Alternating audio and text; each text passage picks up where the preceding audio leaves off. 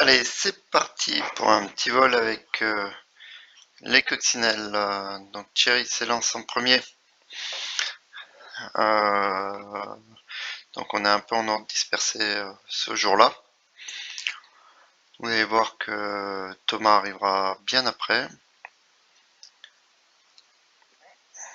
Donc c'est une belle journée, hein, ça grimpe bien au-dessus de la station. Il continue sur la crête pour aller au plagne, donc il arrive à la hauteur des plagnes sans aucun souci. Mais après ça se gâte un petit peu, il n'y a rien au plagne et donc Thierry décide de revenir en arrière pour un peu le même thermique.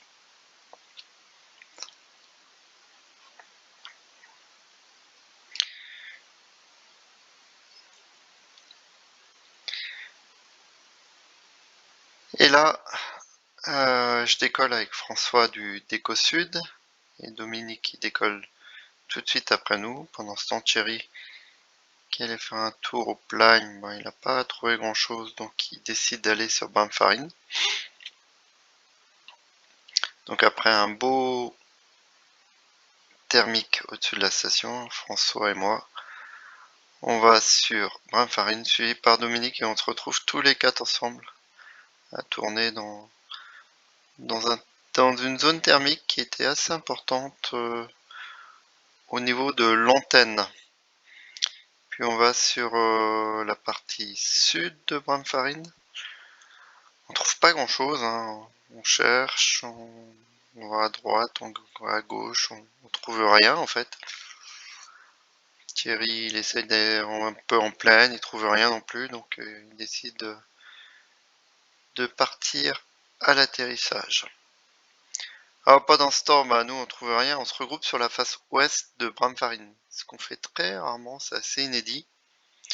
Et là c'est du tout petit qu'on essaye d'enrouler, mais vraiment du très très petit.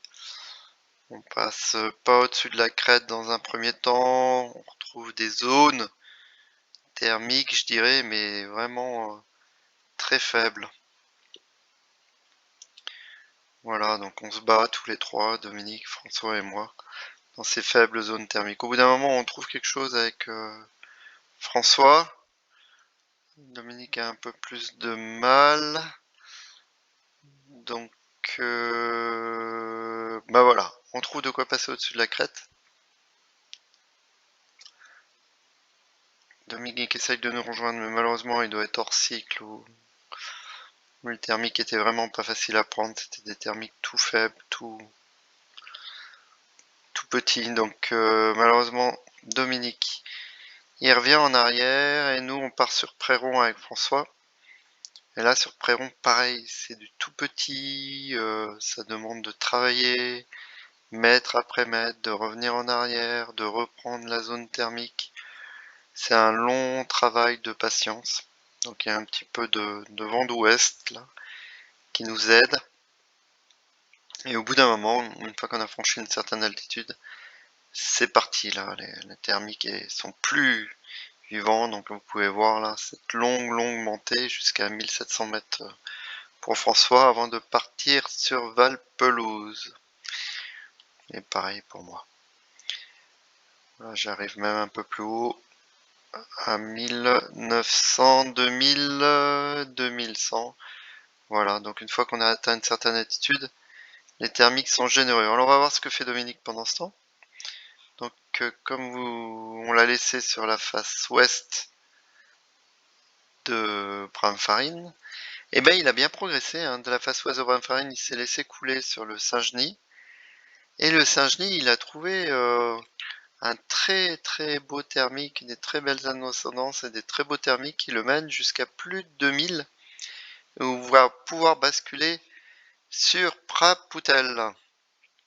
Et pendant ce temps, pendant que Dominique part sur Prapoutel, nous on est à la montagne du Grand Chat avec François, et François il avait passé une longue matinée à faire des biplaces à l'école, donc il est crevé et il revient à l'atterrissage. Pendant ce temps, moi je reprends un thermique à Valpelouse et je reviens progressivement.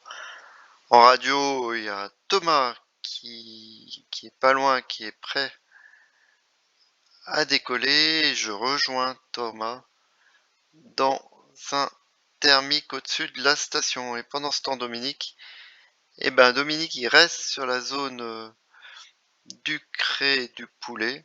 On voit bien, il tourne à droite, à gauche. Pour l'instant, il reste dans cette zone qui est portante. Et avec Thomas, on est parti, on se rejoint. On part au-dessus de la station du Collet, dans ce beau thermique qui est souvent là, et heureusement pour nous. Et ben ça la marche mieux qu'en début d'après-midi, hein. Il est vers 17 h. Et oui, ça marche carrément mieux. On arrive à faire 2004 au Plaille, et du coup on part sur les Berlanches, et on est parti pour cette belle vallée du Haut-Bréda.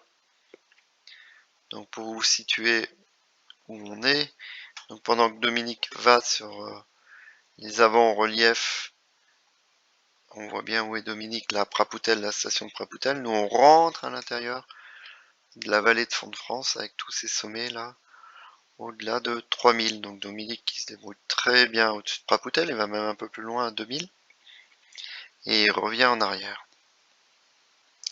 Et pendant ce temps, avec Thomas, on va dans cette chaîne, on est à 2005 là, par exemple, on va dans cette chaîne de Beldon. Alors vous pouvez me dire, mais c'est quoi les paysages? Pour une fois, j'ai pris quelques photos et je vais vous montrer. Alors, je n'ai toujours pas fait un montage vidéo.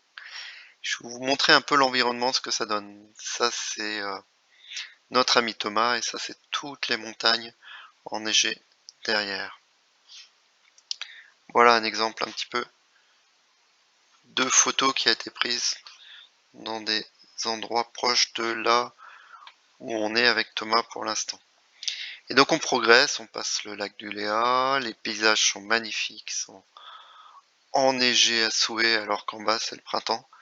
C'est toujours un contraste qui est saisissant entre le haut et le bas, et on progresse de combe en combe. Pendant ce temps, comme on peut voir, Dominique, il refait la crête du poulet à l'envers et il va à l'atterrissage. Et avec Thomas, on va presque jusqu'au fond de la vallée de Font-de-France, pas tout à fait. Je peux vous montrer un petit peu une autre photo, ce que ça donne quand on est à cet endroit-là. Donc on voit là, on est sur des pentes abruptes enneigées et on se laisse glisser le long du relief. Donc Thomas est un petit peu plus loin que moi et on se retrouve donc sur les Berlanches. Je l'attends là, dans une belle zone thermique.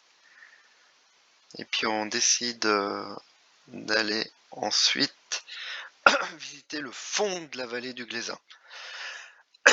Il y a des chamois, c'est vraiment beau.